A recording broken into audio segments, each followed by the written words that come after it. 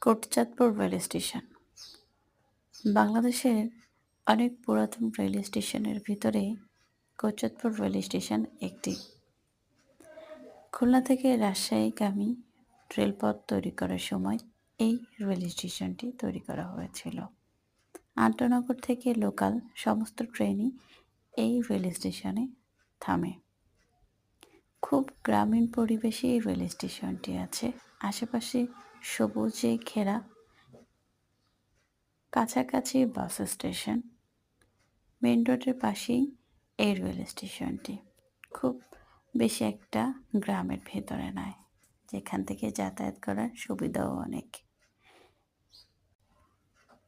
অন্য রেল স্টেশনগুলো চোখে পড়ে খুবই আধুনিক, সুন্দরভাবে সাজানো গোছানো, কিন্তু কোটচাঁদপুর রেল স্টেশনটি এখনও আগের পুরাতন অবস্থায় আছে।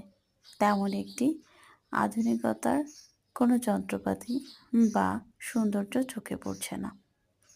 খুবই নিরিবিলি এবং আগের সেই পুরাতন রেল স্টেশনটি আছে, হয়তোবা মাঝে মধ্যে কিছুটা মেরামত করা হয়েছিল। চারিপাশটাও অনেক সুন্দর গোছানো। যারা এই রেল স্টেশনে গিয়েছেন, আশা করি দেখেই বুঝতে পারছেন যে কতটা সুন্দর।